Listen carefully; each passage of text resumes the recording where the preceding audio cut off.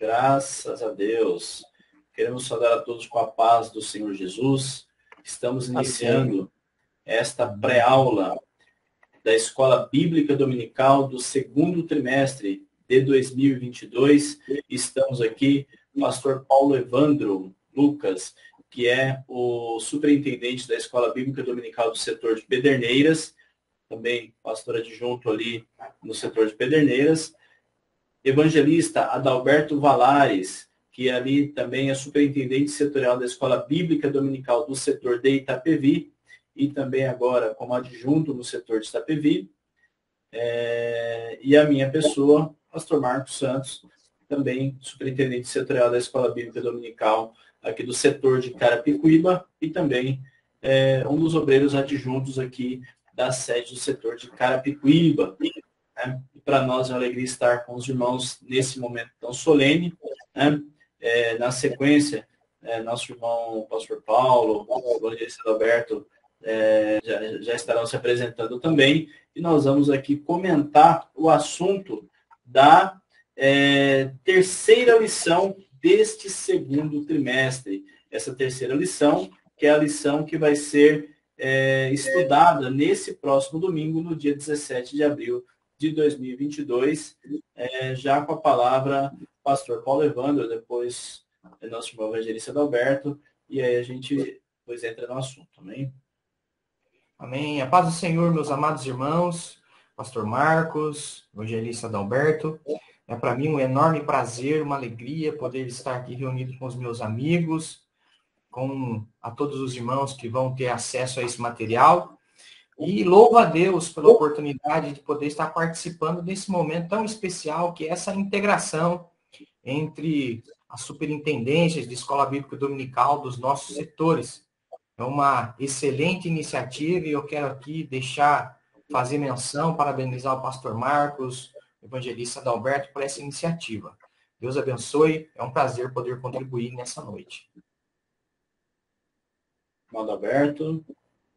Amém, meus irmãos. Eu gostaria de cumprimentá-los com a paz do Senhor. Para mim também é uma grande alegria poder participar desta primeira pré-aula aí, juntamente com os irmãos, pastor Paulo Evandro, pastor Marcos, poder ser útil no reino de Deus para a gente poder aí oferecer os nossos irmãos, professores e alunos de Escola Bíblica Dominical, que terão conhecimento desse vídeo, dessa reunião, dos setores, né?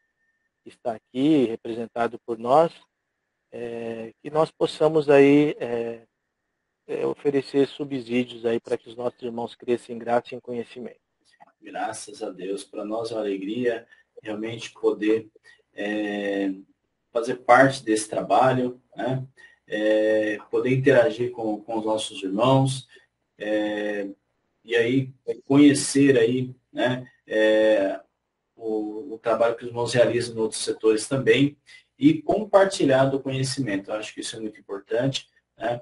E essa pré-aula, ela tem o objetivo justamente de contribuir com os professores das escolas, com os superintendentes e professores das escolas dominicais, das congregações. Eu já queria aqui deixar aqui a palavra com o nosso irmão pastor Paulo Evandro, para ele dar abertura no tema, e nós vamos, diante da fala dele, complementando o assunto dentro dessa lição, que tem como tema Jesus, os discípulos e a lei. Aí o texto áureo está no livro de Mateus, capítulo 5, versículo 20, que diz assim: porque vos digo, se a vossa justiça não exceder a dos escribas e fariseus, de modo nenhum entrareis no reino dos céus. Já a verdade prática, ela vai dizer o seguinte: os seguidores de Jesus são chamados a viver a justiça do reino de Deus. E essa justiça baseada na nova aliança em Cristo nasce no interior do crente e reflete no exterior da vida. E vamos falar um pouco, então, do contraponto entre a lei e Cristo. Não é isso, irmão Paulo Evandro? Exatamente, pastor Marcos. Um assunto, assim como sempre, né, da nossa Escola Bíblica Dominical, que faz o nosso coração ferver, né? E a nossa mente vagar nas Santas Escrituras da palavra do Senhor Jesus. Nós vemos que nesta lição, nós estamos dando continuidade a esse trimestre falando sobre o Sermão do Monte, O caráter do cristão é um assunto premente nas nossas lições, e a gente vai ver, em continuidade aí o assunto, nessa lição, o discípulo e a lei. Ou seja, nós vamos estudar nessa lição sobre o tema qual a relação de Jesus com a lei e o que ele deseja de seus discípulos. Ou seja, nós vamos responder algumas perguntas. Jesus, ele veio para cumprir a lei? Ou seja, ele cumpriu a lei? Nós vamos ver também nessa lição se Jesus, ele abrogou a lei ou se ele revogou, podemos dizer dessa forma, a lei, entre outros assuntos, né? Assim, só de forma introdutória, nós pensarmos dessa forma, né? A título de introdução, é isso que eu queria dizer aí nesse momento. Maravilha. Irmão Evangelista Adalberto, irmão já com a palavra, como é que nós podemos ver aí já esse primeiro ponto da lição, né? Quando o escritor nos coloca justamente o seguinte: Jesus cumpriu toda a lei, né? E aí a gente vê que houve algumas controvérsias, ocorreram algumas contradições, né? Mas o escritor coloca que Jesus cumpriu toda a lei, né? Como é que o irmão vê esse ponto? À luz da escritura, como é que o irmão pode nos esclarecer esta colocação do comentarista? Olha, pastor, é interessante a gente abordar essa questão porque a gente percebe que, como o senhor disse, há muitas controvérsias sobre essa questão, né? Há algumas pessoas que defendem o fato de que Jesus ele veio mudar a lei promulgada por Moisés no Antigo Testamento, ali no Pentateuco, nos 5 primeiros livros das Escrituras Sagradas do Antigo Testamento.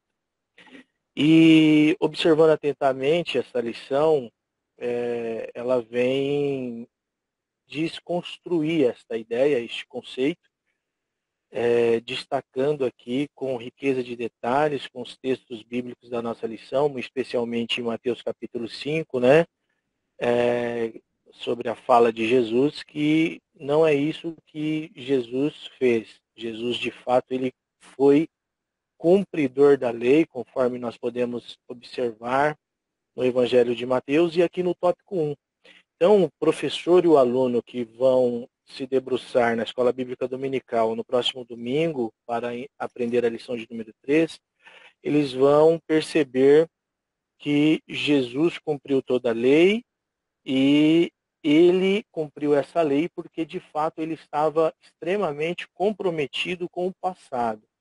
E é interessante que quando a gente percebe esta fala, comprometimento de Jesus com o passado, a gente percebe que essa metodologia ela não mudou, porque a gente estuda o passado para entender o nosso presente e também para organizar o nosso futuro. Jesus, comprometido com o passado, ele veio, de fato, cumprir a lei na sua totalidade. Então, o que Jesus fez foi cumprir a lei em sua totalidade, e ao longo desta pré-aula a gente vai dar um pouco mais de detalhes sobre isso. Maravilha. Pastor Paulo Evandro, diante da fala do nosso irmão Adalberto, de que forma que Jesus ele cumpriu essa lei, né? De que forma que Jesus ele exerceu o cumprimento desta lei? Nós podemos ver isso na própria morte vicária de Cristo no Calvário. Para mim, uma das maiores evidências de que Jesus veio cumprir a lei. Isso também é reforçado por Agostinho de Hipona, no seu livro Patrística, volume 36, quando ele fala a respeito do Sermão do Monte. Ele faz essa colocação no sentido de que a prova, uma das muitas provas de que Jesus cumpriu a lei, foi exatamente a sua morte vicária na cruz do Calvário, para expiar os nossos pecados. E é interessante a gente falar sobre isso, de que Jesus ele veio cumprir a lei, e de forma a gente desmistificar ou a gente quebrar essa ideia de que muitos dizem de que Jesus ele veio para liquidar a lei, revogar a lei. Muito pelo contrário, o próprio texto nos diz, Mateus, aqui capítulo 5, e versículo 17, as palavras do mestre diz: não cuideis que vim destruir a lei, ou os profetas. Não vim abrogar, mas cumprir. O próprio Jesus, ele descreve dessa forma. E aí alguns, eles usam o texto de Romanos, capítulo 10, versículo de número 4, que diz lá que o propósito da lei, ou é o fim da lei, né? Vamos ler o texto, meus irmãos? Sim. Me permitam aqui ler o texto. Romanos, capítulo 10, e versículo 4. Porque o fim da lei é Cristo, para a justiça de todo aquele que crê. Esse é o texto de Romanos 10 e 4. E alguns se usam desse texto para dizer que se o fim da lei é Cristo, Jesus ele revogou a lei. Mas é importante a gente ler esse texto à sombra do mesmo livro, Romanos capítulo 3, versículo de número 31. Que diz assim, ó, Romanos 3 e 31 é um texto bem esclarecedor, que vai dizer dessa forma, Romanos 3 e 31. Anulamos, pois, a lei pela fé? De maneira nenhuma. Antes, estabelecemos a lei. Ou seja, quando a gente olha para o original grego aqui, a mesma palavra utilizada no capítulo 10, versículo 4, que fim ali é telos, é a mesma palavra utilizada aqui para estabelecermos a lei, que também é telos no grego. Que no significado da palavra, entre muitos significados, o significado da palavra é propósito, é destino. Dessa forma, então, a gente vê que fica muito claro de que o propósito da lei é Cristo, é nos mostrar a Cristo. Essa é a questão que serve aí de suporte para nós entrarmos dentro desse contexto que Jesus cumpriu a lei. Veja que interessante, irmãos. De fato, quando a lei foi dada ao povo, por Deus ao povo, por intermédio de Moisés, o objetivo da lei é que ela produzisse justiça. É que o homem, observando a lei, como nosso irmão pastor Paulo mencionou, pudesse olhar para Cristo, ainda que naquele momento Cristo ainda não houvera sido revelado, né? Mas o objetivo da lei é que ele produzisse justamente justiça. Porém, ao longo do tempo, o propósito da lei se perdeu, né? E os fariseus, enfim, eles acabaram trazendo para dentro da lei justamente a parte fria da lei, que olha simplesmente para as ações dos homens enquanto erro, enquanto falha, quando, na verdade, o objetivo da lei era mostrar os erros do homem, né, e o caminho para que ele pudesse justamente estar da maneira que Deus se agrada, né? O objetivo da lei era mostrar aquilo que não era permitido por Deus, justamente as proibições, né? Mas conduzir o homem até Deus, né? E a gente vê que Jesus ele não veio justamente abolir a lei, quebrar a lei, mas ele veio mostrar que no seu discurso, além de preservar a justiça, mostrar também o papel da graça salvadora na vida do homem, né? E nosso irmão citou muito bem lá no começo, na introdução, como exemplo justamente do cumprimento da lei, foi justamente o sacrifício vicário na cruz do Calvário, porque a lei ela vai dizer que para que houvesse remissão, era necessário o sacrifício, e havia ali o sacrifício, o animal era morto, o seu sangue era aspergido, e aquele sacrifício que o sacerdote fazia, aquele sacrifício era por si, era pelo povo, era para a remissão do pecado. Só que esse sacrifício ele tinha que ser feito constantemente. E Jesus se fez o Cordeiro único, puro, santo, imaculado, né? Doou-se a si mesmo, entregou-se a si mesmo, né, na cruz do Calvário, e realizando um único sacrifício para que todo aquele que olhando para ele pudesse ser salvo. Então ele não aboliu a lei, mas ele cumpriu e ele foi mais além, né? Por exemplo, nós temos as lições seguintes que vão falar acerca do divórcio, né? E aí, por exemplo, perguntam para alguém questiona Jesus, olha, mas com relação ao divórcio, lá em Moisés está dizendo que é lícito da carta de divórcio. E o mestre, o que o mestre diz, né?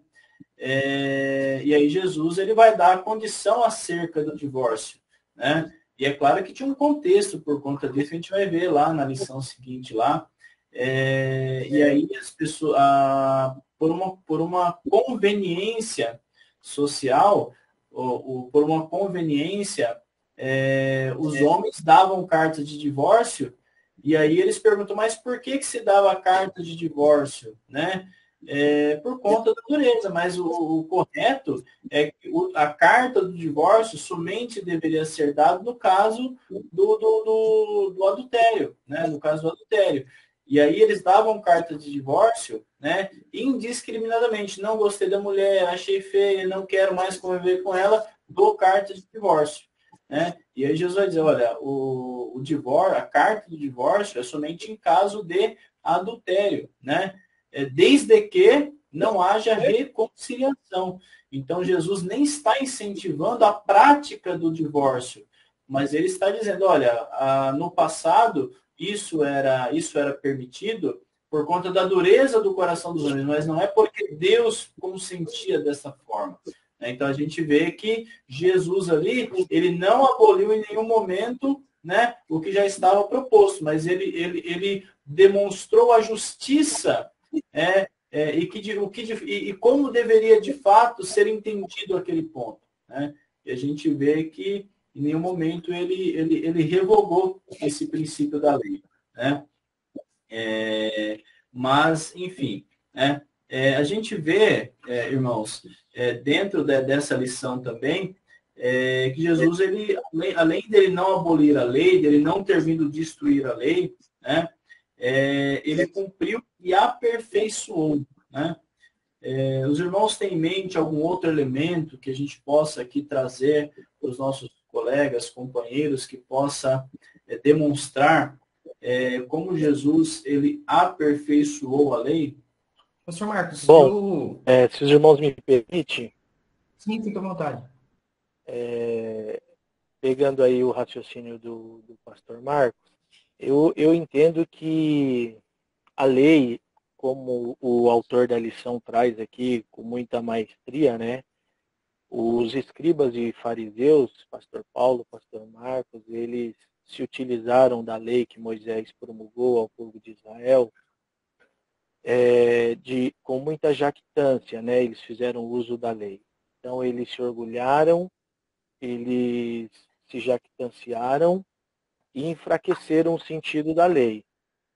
Porém, Cristo, quando ele veio para reforçar o verdadeiro sentido da lei mosaica, e isso nós vemos aqui claramente em alguns textos. Nós temos aqui Romanos capítulo 8, versículo 4, que é uma das referências desta revista, Paulo discorrendo sobre o seguinte, ele dizendo, para que a justiça da lei se cumprisse em nós, que não andamos segundo a carne, mas segundo o Espírito. Então, Paulo está dizendo que a lei ela deve ser interpretada mediante a orientação do Espírito Santo, que é aquele que vai guiar, que vai dirigir a mente e o coração do homem para que o verdadeiro sentido dessa lei fosse resgatado e efetivamente praticado pelas pessoas, né? Diferentemente daquilo que os escribas e fariseus faziam. Eles se utilizavam da lei muito mais para expor um comportamento religioso exterior, quando na verdade eles cometiam muito excesso, e aí é onde a gente vê eles enfraquecendo o espírito da lei. E E Jesus veio com uma revelação divina, dizendo para eles que o sentido da lei é muito diferente daquilo que eles estavam acostumados. Ficou mudo, pastor Marcos, não estamos ouvindo o senhor. Maravilha. Pastor Paulo, o senhor complementa aí, mas já tem aqui, já tem aqui algo em mente também para comentar, mas depois da sua fala. Tá bom. Eu queria comentar aqui uma questão que eu acho bastante pertinente. Quando a gente fala sempre a respeito de lei, né, da questão da lei aí na escola dominical, eu sempre gosto de citar esse exemplo. Para que o nosso convívio em sociedade aconteça, como é que a gente sabe aonde começa os nossos deveres e termina os nossos direitos? É através da lei, não é? Então é importante a gente pensar e trazer à nossa memória esse conceito de que a lei tinha um papel de deixar claro qual era a moral de Deus, o comportamento que Deus espera dos seus servos, dos seus discípulos. E é muito pertinente isso, esse assunto, já que nós estamos falando do caráter do servo de Deus, do povo de Deus. É isso que nós vamos estudar durante esse trimestre, o que Jesus espera dos seus servos, né? E é importante a gente colocar também de que a revelação da Bíblia, a revelação de Deus, né, expressa na Bíblia, é uma revelação progressiva. Então a gente vai ver que a lei que Deus deu a Moisés é uma lei que ela traz princípios. A gente vai ver isso no tópico 2 com mais detalhes, mas ela traz princípios. E Jesus, quando ele usa, ele vem e ele fala esse texto de que ele não veio para abrogar, mas para cumprir. Mais uma vez, a gente olhando para o significado da palavra aqui do original, a gente vai ver que esse cumprir, ele tem um sentido de complementar. Não é isso? De complementar. Aí a gente vou usar aqui o texto que o irmão Adalberto também, ele falou aqui, que a gente olha para o princípio moral da lei, onde Deus disse a Moisés, não matarás, ou não adulterarás, e aí a gente vê aqui no capítulo 5, Jesus falando que a gente não deve não apenas não matar, mas a gente não deve nem nos encolerizar contra o nosso irmão. Ou em relação ao adultério, enquanto fala não adulterarás, aqui Jesus já traz um complemento, algo mais profundo, dizendo que aquele que olha para uma mulher com más intenções, ele já adulterou no seu coração. Né? Então a gente vê que Jesus ele veio para cumprir e para complementar essa lei, para trazer algo mais ainda interior ao comportamento do ser humano. Maravilha. E aí, juntando um ponto com outro, a gente vê que levaram até Jesus uma mulher em ato de adultério. Né? E aí e a gente vê que aí nós temos o adultério e nós temos também o ato de matar. Né? E dois pontos que a gente vê que a lei condena, né? Tanto o assassinato quanto o adultério. Mas, perante a lei de Moisés, aquele que cometia o adultério deveria morrer. E aí eles foram até Jesus, imaginando que Jesus não teria uma resposta plausível e pensando em surpreender Jesus. Bom, se ele disser que ela tem que morrer, ele vai ser acusado de assassino. Mas se ele disser que ela não deve morrer, ele vai ser acusado de conivente. Né? Então, porque a lei diz não matarás, mas a lei também diz não cometerás adultério. Então, a lei acabava servindo simplesmente como instrumento de punição, e não mais como instrumento que demonstrava, que levava o homem até a misericórdia de Deus, né? Ao reconhecer o seu pecado e se apresentar a Deus com arrependimento. E aí, quando a mulher foi trazida até Jesus, Jesus estava escrevendo na terra, um texto que os irmãos conhecem. Jesus, então, olha para aquelas pessoas, olha para aqueles homens, e ele diz, bom, aquele que não tiver pecado, atire a primeira pedra. Estava resolvida a questão. Cada um precisou fazer uma autorreflexão, porque todos estavam ali, na verdade, porque estavam acusando aquela mulher de pecado. E quando, então, todos foram embora, Jesus olhou para aquela mulher que ali estava amedrontada, esperando ali para ser morta, e diz: mulher, onde estão os teus acusadores? Nem eu te condeno. Vai e não peques mais. Ou seja, Jesus não isentou ela da culpa, mas Jesus reconheceu que ela era carente de receber o perdão, né? E o perdão, ele vem justamente com reconhecimento e com arrependimento e a mudança de vida. E a ordem de Jesus para ela foi: vai e não peques mais, né? E a gente vê que e aí a gente vê que aquele que está em Cristo, né, ele se esforça para não pecar. Aquele que está em Cristo, ele não vive o jugo do pecado, porque ele já foi justificado por Cristo, né? E aí Paulo vai dizer em Romanos capítulo 8, versículo 1, portanto, agora nenhuma condenação há para os que estão em Cristo Jesus, que não andam segundo a carne, mas segundo o Espírito de Deus, né? Então já não estão mais sob o jugo da lei que condena o homem, né? A lei da condenação do pecado e da morte, né?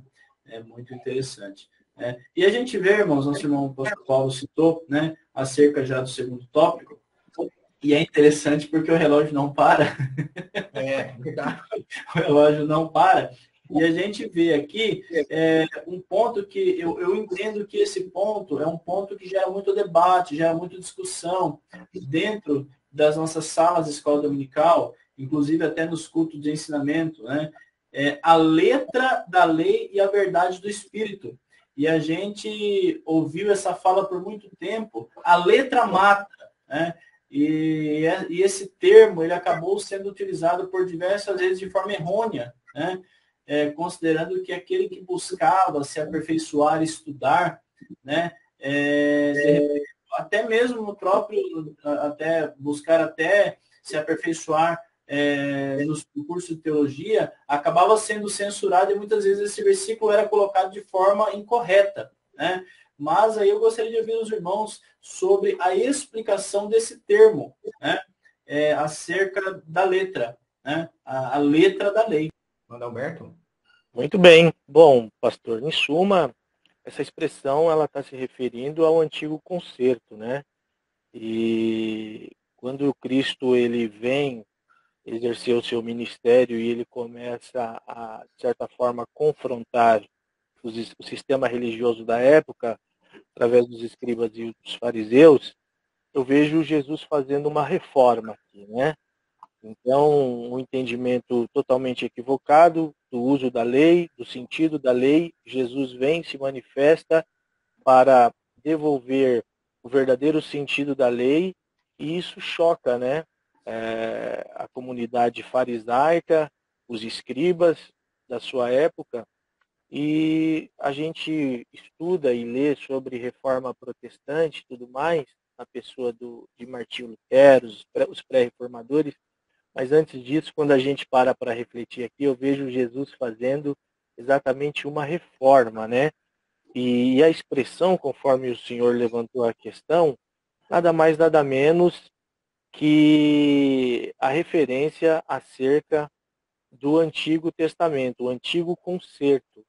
Então, as pessoas confundem muito isso e entendem essa expressão de maneira muito equivocada, até porque o professor e o aluno, quando estiver estudando, eles vão ver, o autor aqui registrou na nossa revista, ele diz que essa letra expressa os desígnios de Deus em forma de proibições escritas que revelam o pecado e levam à condenação, como nos mostra Romanos 7, do capítulo 7 ao 25. Então, resumindo, a letra da lei no sentido de que a própria lei, ela expõe o pecado, né? Ela expõe o erro, e é o que o homem tem praticado sem a presença de Deus. O homem tem pecado, o homem tem errado, e a função da lei é mostrar que o pecado é devastador e destruidor. Maravilha. Só me permite fazer aqui uma ajuda aqui? Sim, fica à vontade. Posso? Vamos aqui no texto de Gálatas, capítulo de número 3, a gente vai ver justamente Paulo deixando isso bem claro, da forma com que o nosso amado irmão evangelista Adalberto nos colocou aqui, a respeito do papel da lei. Capítulo 3, a partir do versículo de número 16. É interessante. Ele diz assim, ó, ora, as promessas foram feitas a Abraão e a sua posteridade. Não diz e as posteridades como falando de muitas, mas como de uma só, e a sua posteridade, que é Cristo. Mas digo isto, que tendo sido o testamento anteriormente confirmado por Deus, a lei, que veio 430 anos depois, não invalida, de forma a abolir a promessa. Porque se a herança provém da lei, já não provém da promessa. Mas Deus, pela promessa, a deu gratuitamente a Abraão. Logo, para que a lei foi ordenada por causa das transgressões, até que viesse a posteridade a quem a promessa tinha sido feita, e foi feita pelos anjos, foi posta pelos anjos na mão de um medianeiro. Ora, o medianeiro não é de um só, mas Deus é um. Logo, a lei é contra as promessas de Deus? De nenhuma sorte. Porque se dada fosse uma lei que pudesse vivificar, a justiça, na verdade, teria sido pela lei.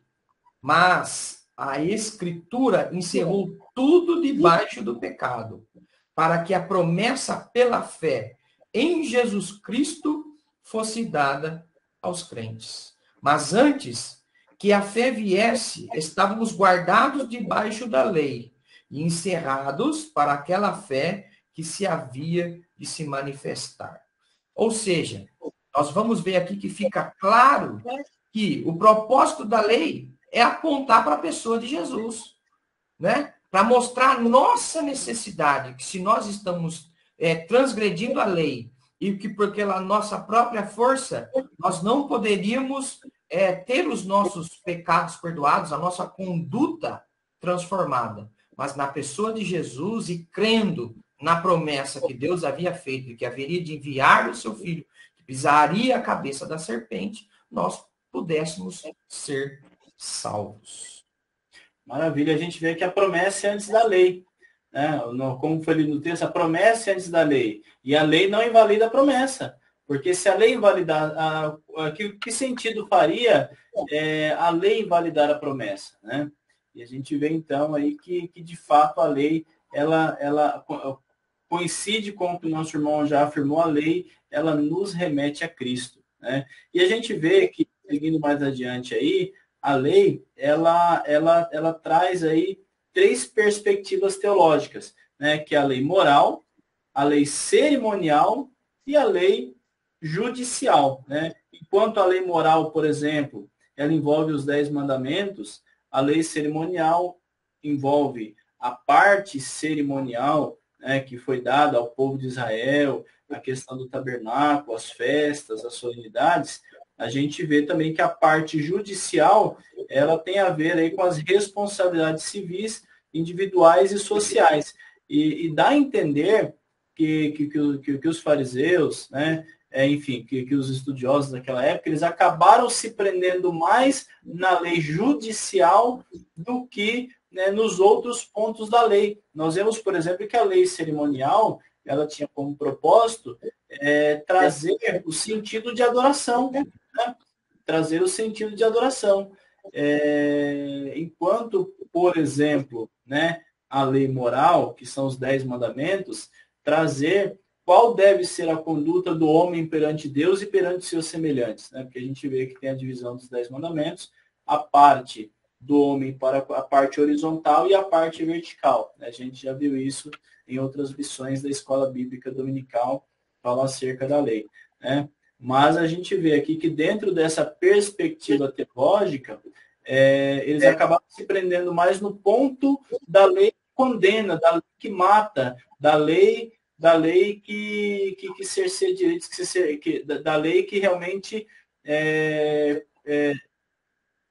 tem todo o seu peso voltado para a conduta do homem. E aí se torna a lei fria, né? Torna a lei enfim, a lei se torna fria nesse sentido, né? Mas olhando para isso, como é que então eu consigo ver a lei e a verdade do Espírito, né? Como é que eu consigo trazer esse contraponto da lei e a verdade do Espírito? Porque, por um lado, a letra mata, mas o Espírito vivifica. A lei condena o homem, mas Cristo nos trouxe, nos tirou do jugo da lei e nos trouxe para a graça. Como é que nós podemos explicar isso? Eu penso, pastor, que na realidade existe um entendimento errado aqui, como que se uma coisa anulasse a outra.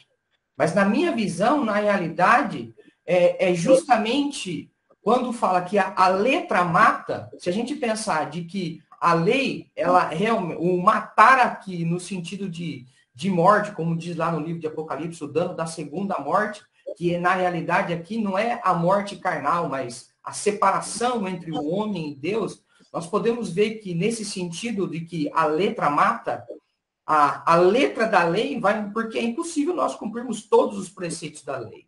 E se assim nós não é possível cumprir todos os preceitos da lei, logo nós estaríamos condenados.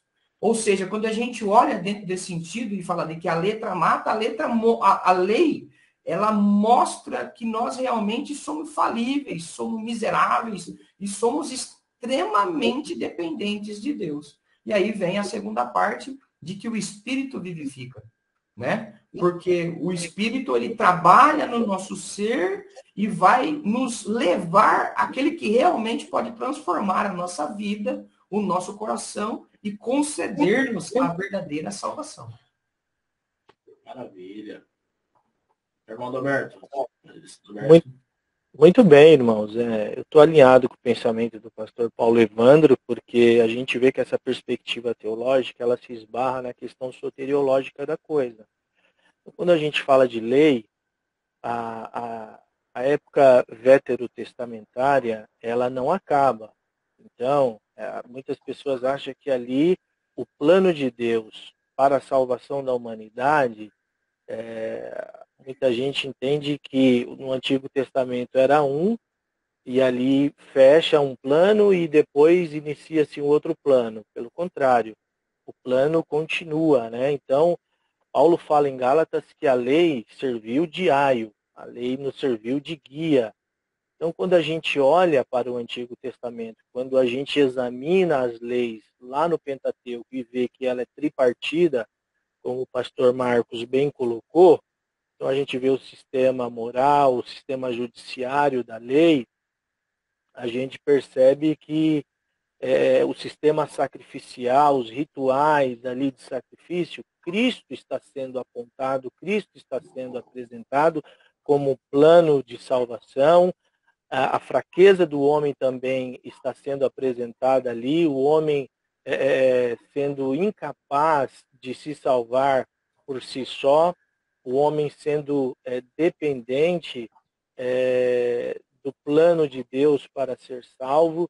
E quando a gente junta todos os detalhes, quando a gente analisa todos os detalhes, a gente vai ver que no conjunto da obra a gente se esbarra na questão soteriológica e a pessoa de Cristo como o Salvador. Eu estou com um texto aqui, que é uma das referências mencionadas na nossa lição, Gálatas capítulo 2, o versículo 16, diz assim: sabendo que o homem não é justificado pelas obras da lei, mas pela fé em Jesus Cristo.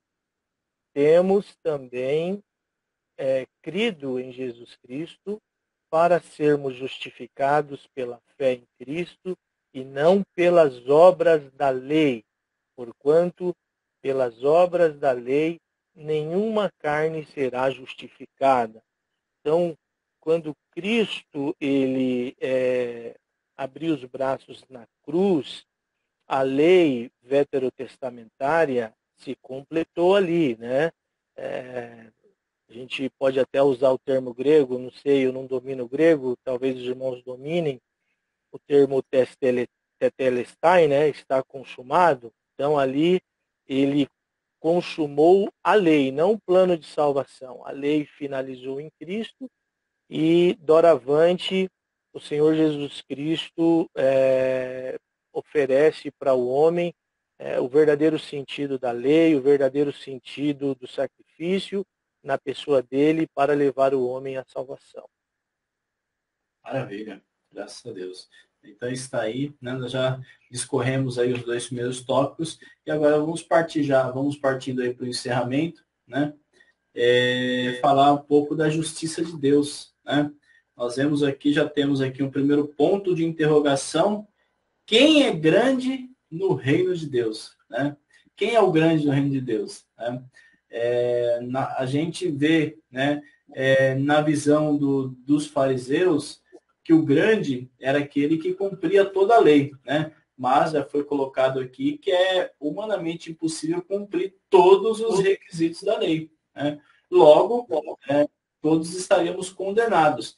Mas nós vemos aqui, então, na visão de Cristo, quem é o verdadeiro grande reino de Deus, né? E a gente, já partindo para o encerramento, diga-nos, pastor Paulo Evandro, na visão, quem é o maior, né, no reino de Deus, olhando pela ótica do nosso Senhor Jesus Cristo? Amém. Eu acho que é importante, de forma a gente introduzir esse tema, quando fala a justiça do reino de Deus, a gente pensar que em Mateus capítulo 5, Jesus ele deixa claro aqui que existem 2 leis, não é isso? A lei de Deus, que é a que a gente está falando aqui, e a lei dos escribas e dos fariseus. Aí é importante a gente fazer esse contraponto para a gente entender que existe uma diferença brutal aqui entre elas, né? E quando se fala da lei de Deus, e aqui no caso, a justiça do reino de Deus. É importante, até quando eu estava aqui estudando e meditando um pouco sobre esse tema, a gente vai ver que quando a gente lê a Bíblia de Estudo Pentecostal, por exemplo, quando ela vai falar a respeito do grande no reino de Deus, ela está falando aí sobre a questão daquele que cumpre, diz o texto lá. Vamos ler o texto, que eu acho que assim evita nos cometer erros, né? Ele fala a respeito do grande do reino de Deus. Não cuideis que vim destruir a lei ou os profetas, não vim abrogar, mas cumprir. Porque em verdade vos digo que até... Não é aqui que eu queria, peraí. Aqui, versículo de número 19. Qualquer, pois, que violar um desses menores mandamentos, e assim ensinar os homens, será chamado menor no reino dos céus. Aquele, porém, que cumprir e ensinar, será chamado grande no reino dos céus. Então a gente vai ver aqui, dentro desse texto, que aquele que não cumpre é chamado menor no reino dos céus. E aquele que cumpre os preceitos da lei, ele é chamado grande no reino dos céus. Agora, quando a gente olha lá para o texto, para a Bíblia de Estudo Pentecostal, a nota que os autores da Bíblia colocam lá, eles se referem em relação à questão de o seguinte, que se trata aqui de 2 pessoas que, na verdade, serão salvas. Pessoas aqui que, aí até coloca lá, um dos itens, ele diz o seguinte, de que para a questão da salvação, aquele que comete erros e ele se arrepende, ele é perdoado, e para a questão da salvação, está ok. Porém, para a questão da recompensa, aí não, isso haverá consequência. E aí ele até cita o texto de 2 Coríntios, que vai falar a respeito do julgamento de Deus e coisa e tal. Já quando a gente vai ler de novo aqui, citando Agostinho de Hipona, quando a gente lê lá no volume 36, o Sermão do Monte, a gente vai ver que ele fala a respeito desse texto, e ele coloca que, na realidade, quando fala aqui que esse pequeno no reino de Deus, mas ele traz uma interpretação dizendo que esse pequeno no reino de Deus, ele, na realidade, ele nem poderia entrar no reino de Deus. Que só entraria no reino de Deus aquele que efetivamente cumprisse essa lei. Ou que, na realidade, como a gente está falando aqui, a lei de Deus, e não a lei dos homens, a justiça dos escribas e dos fariseus. E aí a gente voltando aqui efetivamente para o texto, a gente vai ver que colocando esse contraponto para explicar o que é essa justiça de Deus, a gente vai ver que os escribas e os fariseus, lá no texto ele vai falar que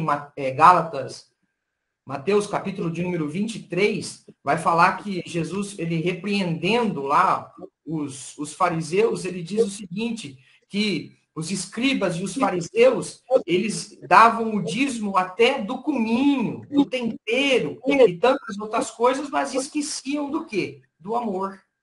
Não é isso? Já a justiça de Deus, a gente vê que ela vai muito além disso. E aí ele diz lá, realmente, vocês têm que dar o dízimo.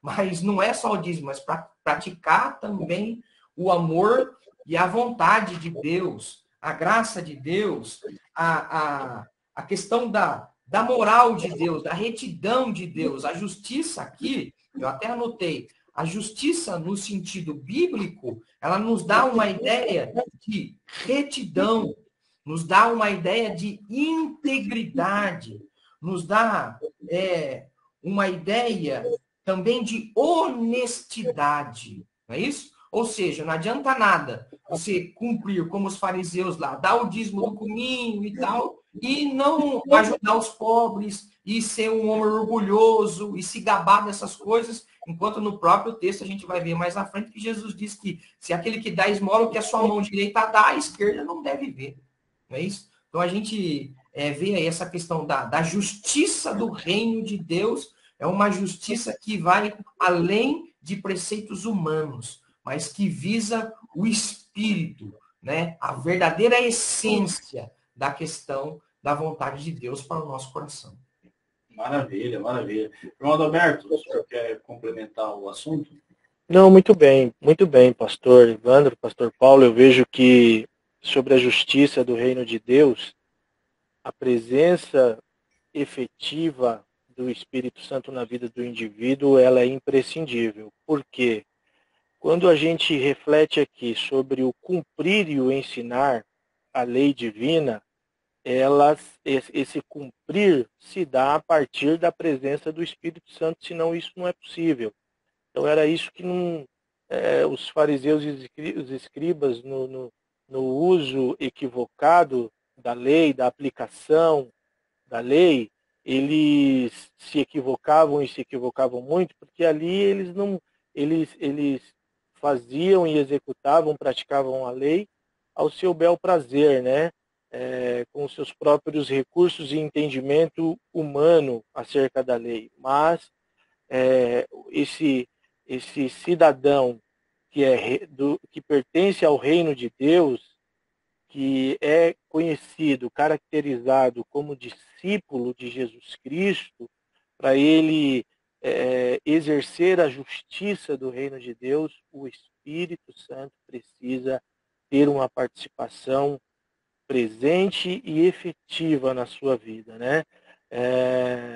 E é isso que traz a perfeição da verdadeira justiça na vida do indivíduo. E tudo isso está envolvido com a graça de Deus, com a verdade de Deus, com a sabedoria de Deus, para que o verdadeiro discípulo cumpra aquilo que verdadeiramente é recomendado por Cristo Jesus. Maravilha, irmão Adalberto. O irmão tocou num ponto muito importante aqui, já seguindo aqui para o segundo subitem, da justiça do reino de Deus, porque os homens acabavam procurando justificar-se a si mesmos, né? O próprio escritor aqui, ele menciona o jovem rico. O jovem rico, Jesus ele usou de estratégia para falar com o jovem rico, né?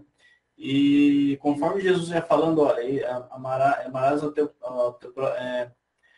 honra o teu pai e a tua mãe, que é o primeiro mandamento com promessa, né?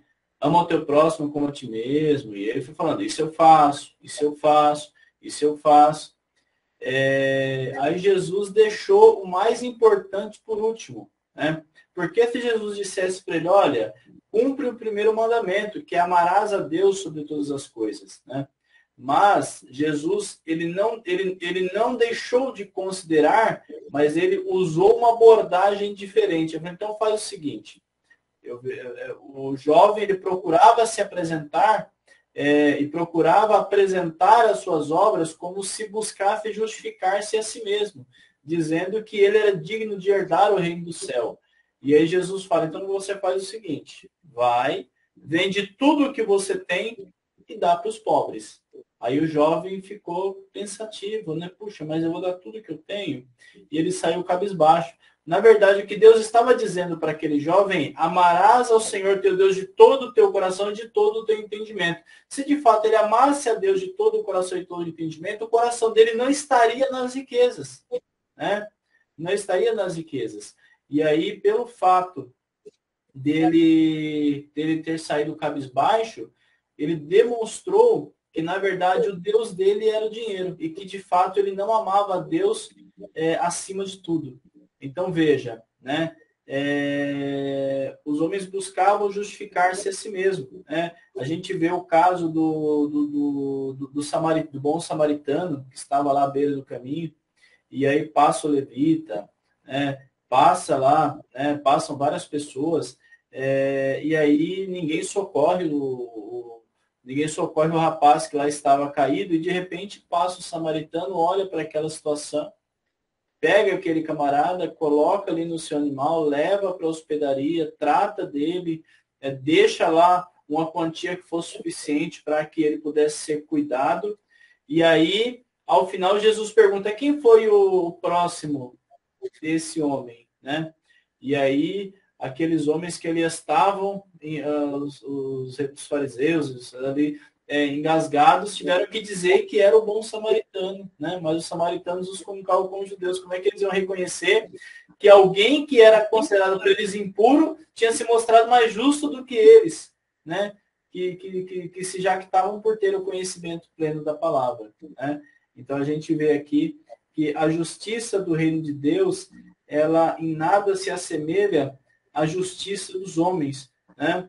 Mas a gente vê aqui que a nova justiça, de Deus, ela é interior, moral e espiritual, né? E não trata mais da velha justiça exterior, que é cerimonial e legalista. Então a gente vê que quando a gente olha para o Sermão do Monte, ele vai confrontar o homem não mais naquilo que é exterior, mas naquilo que está dentro do seu coração, né? E aí, justamente nas suas práticas, e estava ouvindo, inclusive, um irmão, nós estávamos conversando sobre a lição e disse, olha, esta lição, é uma lição muito boa, não só no sentido de ensinar, né? Mas ela é uma lição muito boa porque ela exige a prática, né? A prática, ela realmente demonstra, ela confronta o homem na sua prática do verdadeiro evangelho. Né? Então, irmãos, a gente já está aí há quase uma hora. Eu acredito que, claro que se a gente for discorrer aqui, tem muito assunto para a gente falar, por ser aí essa primeira pré-aula, entendo que podemos, entendo que o que nós colocamos aqui, com certeza pode servirá de grande valia para os nossos irmãos que estão na sala de aula, né? Com certeza teremos outras pré-aulas, e aí tudo para nós é aprendizado, né? E cá estamos na condição de alunos, e com certeza aprendendo uns com os outros, nós vamos melhorando a cada dia, né? Então, quero mais uma vez aqui agradecer a parceria, né, a esta união, a essa comunhão que Deus nos tem dado, né? E já vou aqui trazendo aqui os meus agradecimentos a todos os irmãos, né? Os irmãos, consequentemente, depois nosso irmão Alberto ora ao Senhor e a gente finaliza, né? Então os irmãos vão nos despedindo e aí a gente volta então na próxima aula para a quarta lição. Já, Deus abençoe a todos. Uma ótima aula nesse próximo domingo. A paz do Senhor Jesus. Amém. Antes de orar, pastor Marcos, se o senhor me permite, eu queria saber se o pastor Paulo quer fazer suas considerações finais aí. A Sim, gente, sim. Sim, pastor pastor Paulo, Paulo, com as suas considerações, considerações. depois de modo aberto ao Senhor. Amém. Meus irmãos, foi um prazer poder participar aqui dessa primeira aula preparatória aí para nossa Escola Bíblica Dominical, esse projeto que está nascendo aí no coração de todos nós. E foi um prazer estar aqui com os irmãos, poder tentar contribuir e aprender um pouco aqui com os irmãos. Que Deus abençoe em nome de Jesus. Amém, irmãos. Eu também me sinto honrado. Eu aprendi um ditado que onde tem Melquisedeque, Abraão só dá o dízimo. Então eu vejo dois Melquisedeque aqui na minha frente. Eu estou aqui apenas para cumprir com os meus dízimos e me sinto honrado. Quero agradecer aos irmãos por essa oportunidade. Vamos orar. Querido Deus, te damos graças, Senhor, por esta primeira pré-aula que podemos fazer aqui para a glória do teu nome. Que todos os nossos professores e alunos, ao assistirem esta pré-aula, possam, Senhor, pelo teu Santo Espírito, serem inspirados. Abençoa o pastor Marcos, pastor Paulo, família, a igreja em Pederneiras, a igreja em Carapicuíba, a igreja em Itapevi, nosso pastor setorial e o setorial em Pederneiras e também em Carapicuíba. Nós te agradecemos em nome de Jesus. Amém. Amém. Amém, graças a Deus.